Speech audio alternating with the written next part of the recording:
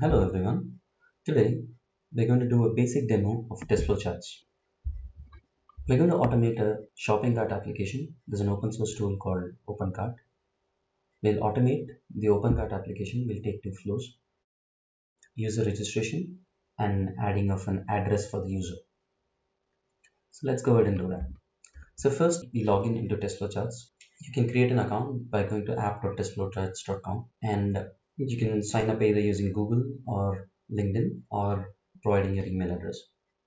Once you do that, you will enter the screen. This may be empty.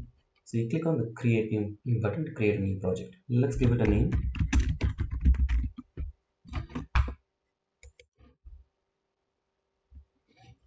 Now let's create a new flowchart. Before I start our automation, let's get one or two things ready in the system. When you click on the open browser, under that there is a run settings. So if you click on that, it allows you to download the TFC engine. So the TFC engine lets you automate and do the actual physical actions of clicking the browser buttons and entering values in the text box, etc. When you click on this, it downloads this installer. You double click it and then proceed further to install the TFC engine. Once you install the TFC engine, you'll get this icon on the desktop. So when you double click it, it'll ask you for a product key. This is your engine product key, TFC engine product key. It's available on the screen. So you can pick this up and put it there and then it'll start up correctly. Let's start that.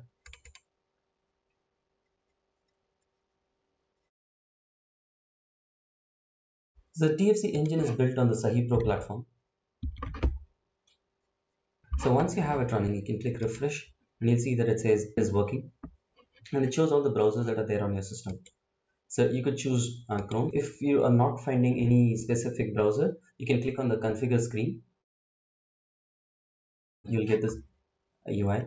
And if a particular browser is installed on your machine but is not visible, you could go ahead and change that. For example, if there is Chrome, like if the path is incorrect, you could just change it here. And then you need to restart the TFC engine and you will find that browser here again. Now, for the test, we are going to use this URL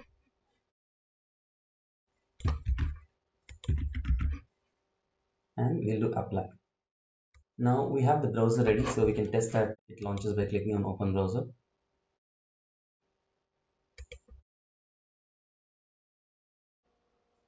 And we see that it comes up. Now let us start off. In this, we are going to do a registration of the users.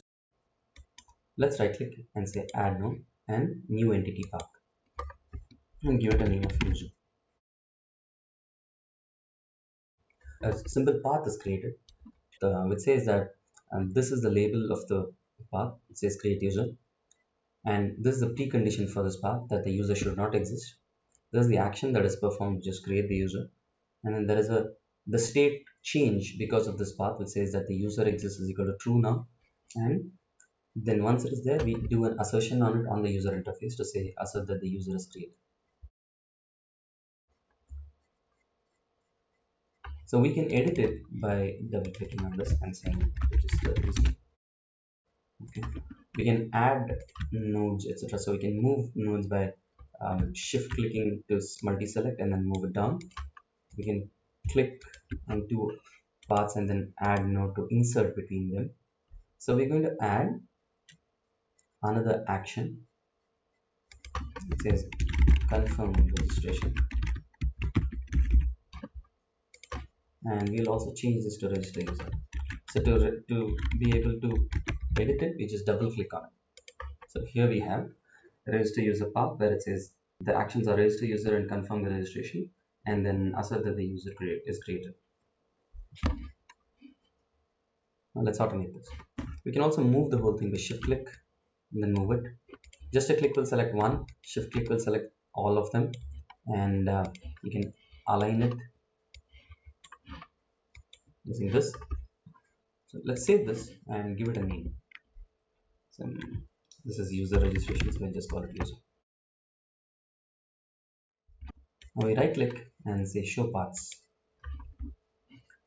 Here it tells you that these are the actions that will be performed: register user, confirm registration, assert user created. This shows us what are the preconditions. So which says that user.exists is not equal to true. And then the post condition of this path is that the user.exists becomes true.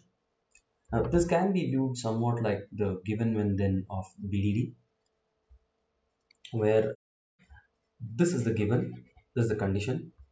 When some of these actions are performed, then the some of these actions plus these post conditions are satisfied. Now let's implement this. We'll go to combo path. It shows us the same steps but with plus near it. So let's click on the plus. So it says entity user does not exist. Do we want to create the user entity? Let's say okay. This is the keyword dialog. So here you see all the entities and the screens on the right hand side, and here we will have the steps that we perform. So let's start recording what we want to do for registration.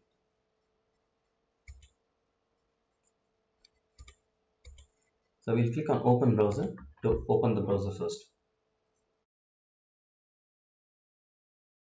So click on start record.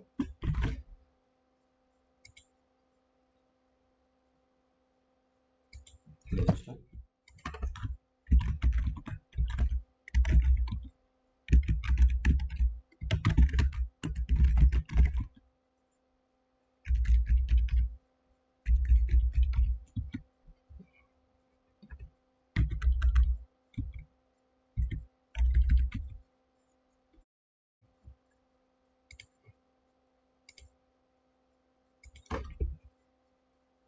So that says that the user account has been created. We'll stop here and save this keyword. We can go to the next keyword here, which is confirm registration. And for that, the action that we want to perform is just this continuing.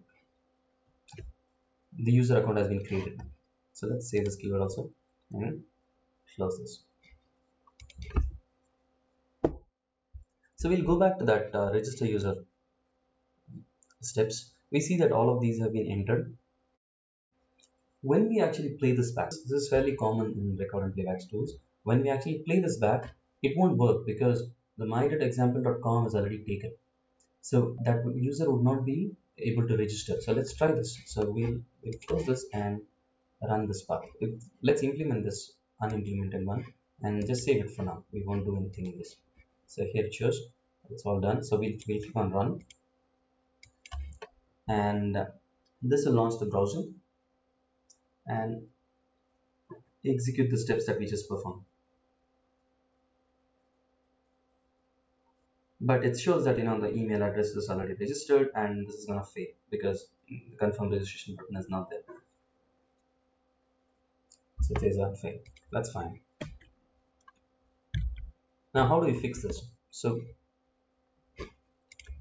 we go to the register user keyword, and here we allow test flow charts to organize this information into entities and screens, and also allow the entities to store UI element identifications and also the data generators. So let's do that quick extract. This is a quick extract window, so we can give this different names. So let's only pick those which have values in it, and we're going to give it the name in a specific format. Now here we have given it as user.firstname. The hash user is actually the entity that we want in test flow charts to represent actual user in the shopping cart.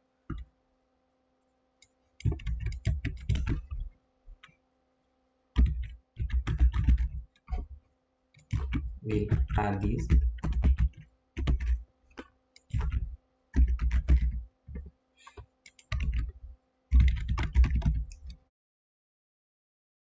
Twice and click on extract. So we see that all those things that we extracted have gone on to become part of the user entity, and they have been changed here. So instead of having a raw underscore text box or underscore link, this has changed to something else where it is pointing to the user entity with the first name input. This is where it has gone. So let's see the edit user and see what it does.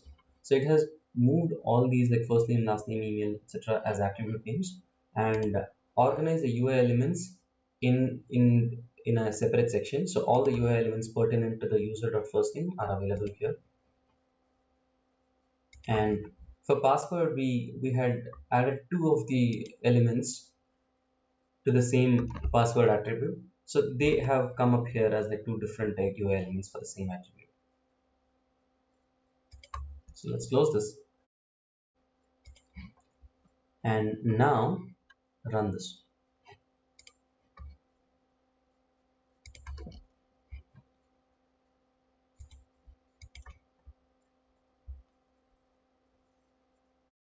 Now you see that some things are added to each one of these, some data is being added to each one of those inputs.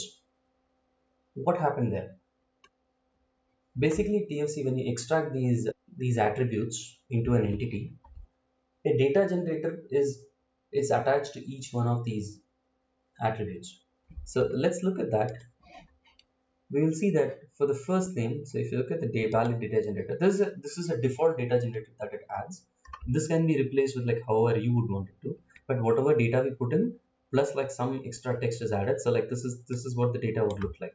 So every time you actually run it, it will give you a different first name, last name. And the email, what we do is we add a timestamp to it, so with a plus in the email.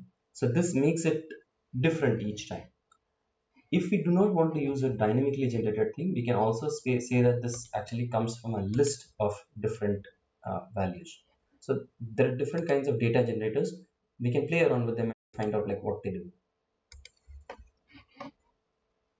So that allowed us to repeat that particular test with data automatically generated. Let's implement the assert now. Okay, so let's click on this. We have opened the keyword dialog again, and let's run till here.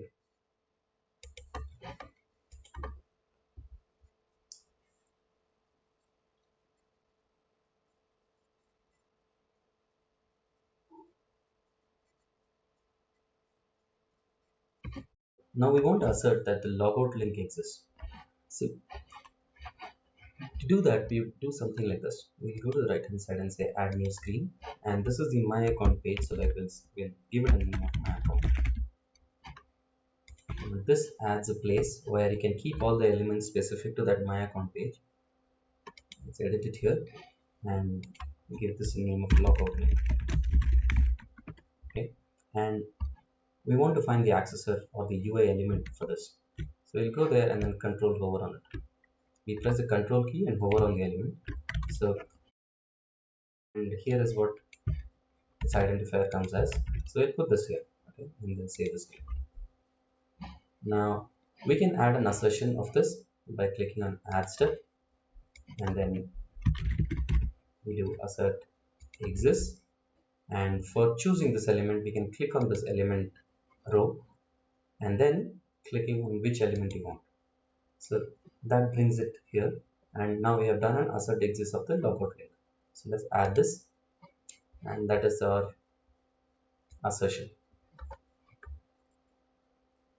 Okay, we can play this back and see that it's all working fine.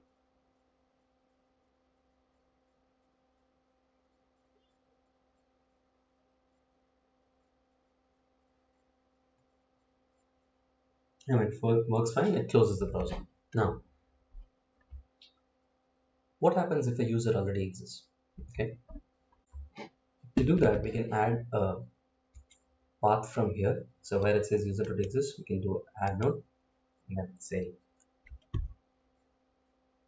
an action. So if the user exists, we would still, the action is to try to register the user again. Okay, but this time the outcome would be that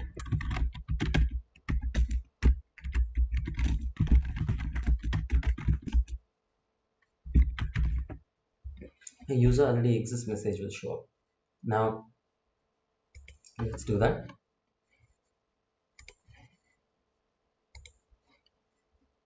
So So we see that this is a new one that has not been implemented. So we can implement that. But before that, we'll just run till here, okay, to be able to implement that. But watch closely what happens here. So the user is being created. Once he is confirmed, he stays logged in, okay. And now in the logged in stage, when it tries to open that, tries to create the register the user again, it is unable to find that particular register link. So what we need to do is to ask this particular path to log out. So logins and logouts in browsers is has something specific in that there is only one resource called the browser. So if there is one user logged in, it has to be logged out before another user can log in. So you log in and log out in test flowcharts is handled in a specific manner. So if you want some things, if you want this path um, to not have any user logged in by default, so we add a node, and this is an action node, and we force that the login is null. So if at all there is anybody logged in, it will log out. Now TFC does not know when somebody is logged in or not logged in. So you have to tell in a path that the state at the end of it is that the user is logged in.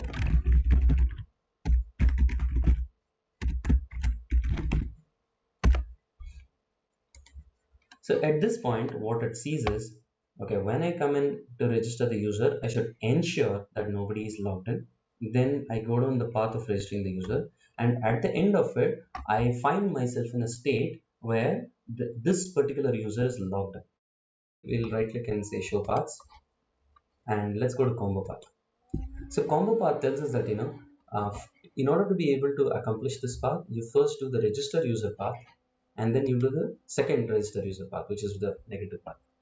It has assumed that that user is logged in the first one, and that's why it calls a logout at this point before it registers the user again. So there is a concept of screens also here. So we found ourselves at the my account screen. So let's add another outcome saying that we found ourselves at the my account screen. So we can see how this shows up. So it says that, okay, register user this, and then navigate from the my account to logout screen and then logout. Now let us implement this.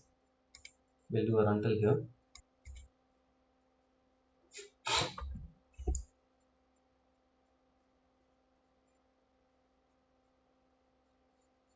From this screen to the logout thing is the same for any page because it's always at the top. So we'll just like not do anything for this, okay? And then we will go on to the next step, and which is the logout. For logout, what you need to do is we'll record this now. Click here and click on logout. Okay. Okay. So now we stop recording and save this keyword.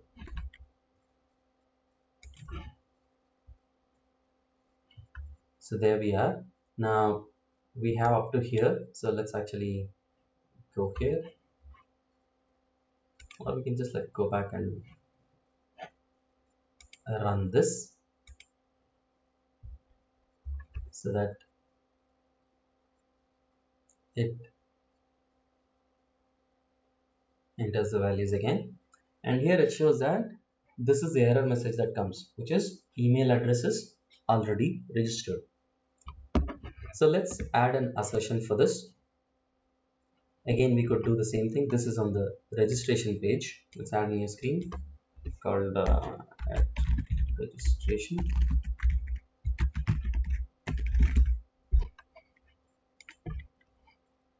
And here again, this would be email already exists message, and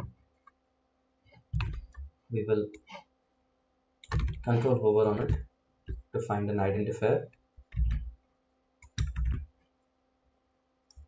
See the screen, and we'll go to the step of assert user. and choose that particular message. We can also add it from here and then edit it. So last time we saw that we did an add step and then added it from here.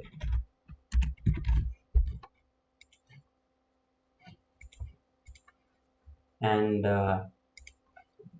this time we actually clicked on this to get a default and then like edited it to do as a. So we could do either depending on like what we like. I'll just delete these off. Okay, and save the keyword. Now let's run this.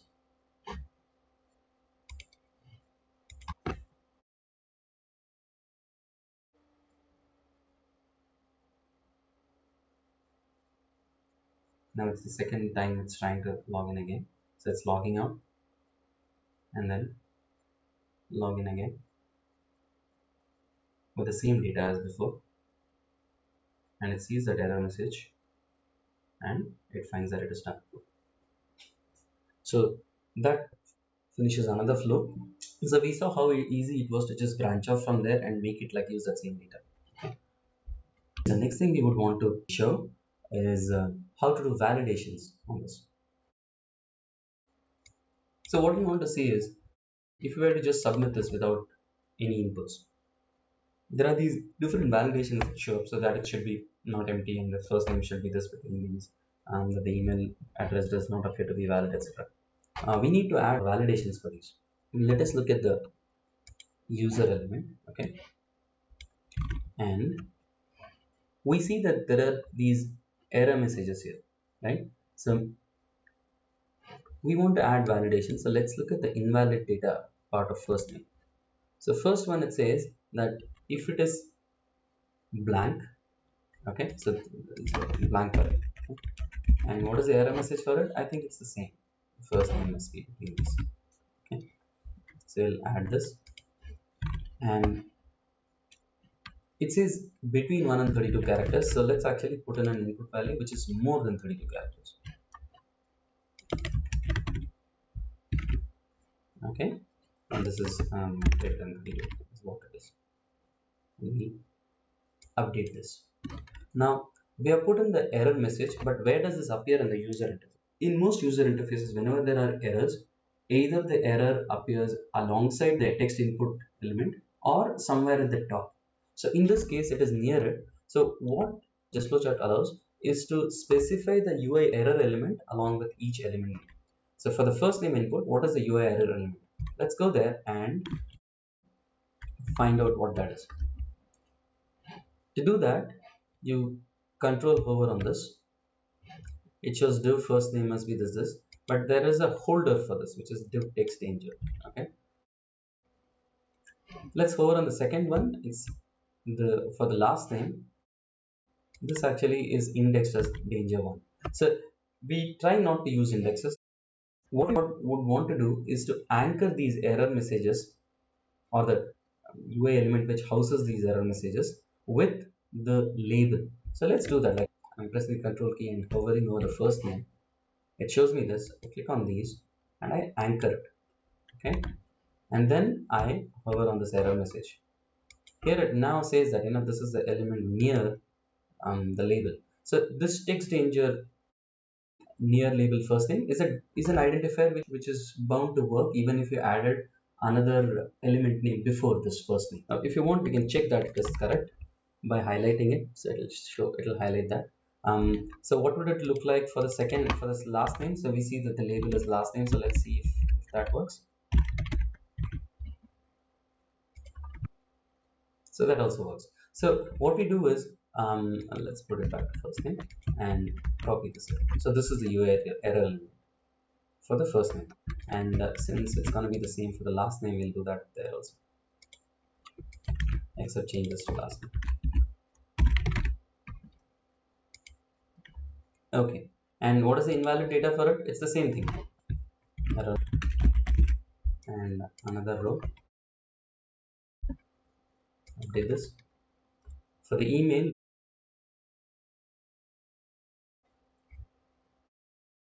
you can put in blank and blank. Now you could do this, and you can also add suggestions to say, okay, hey, you know what, like, are there any other things that are kind of pertinent to this kind of a field? So it shows you all these suggestions. Here in this, the at is missing. In this, the email ID is incomplete because it doesn't have a name. Here, email domain is missing, etc. So it gives a bunch of like suggestions. You could use them also to actually, you could add them and use it. Okay, so for the sake of brevity, like, I'm not going to do that. And then like save. Now what we do is we go here and run validations.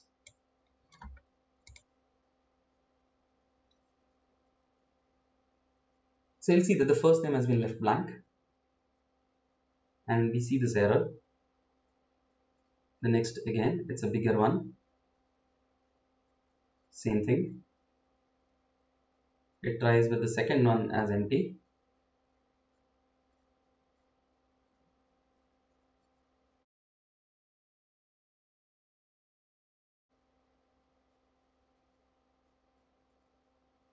This time all is well. That's it. Now, so you saw that it also does validations automatically. All you need to tell it is, for a particular element, what is the error element, and what are the error messages that come, and what is the input for the error messages. Now, we have two paths here, so we can run both of them by actually running it from here. So if you do run all, you'll see that two browsers are open. Okay, and in one, the one of them will just like do one registration and go on to be fine. The other one would log out and then try to re-register with the same thing for the invalid path. Okay, and and verify that the email is already registered. So it did both of them. Okay, now let's close this. So here in the screen we see all these entities and screens, etc. So if you want to quickly edit some of them for identifiers, etc., you can do it here. Now one thing we found was, like, in this path, let's say like in register user path, so we did leave these as just raw elements in the keyword itself. It's possible to actually just like remove these and extract it to, let's say, registration page, because we already have that, right? So we can just like say, okay, move all these elements into the registration page. Okay, and so now, like, they have all gone into the registration page and the elements are all stored here. And you can, if at all you're using this in another place and the element changes, you can just change it here. So test flowcharts detects whether that element is already added in one of these things, and it will just use it if it is already there. Otherwise, it will add it. Let's close that. I'll save this. Okay. Now let's add another.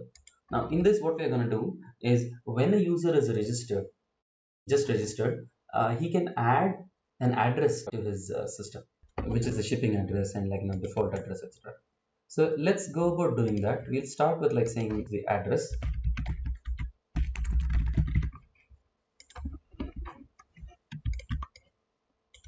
This can only happen if the user is already created. Okay, so let's add some preconditions here.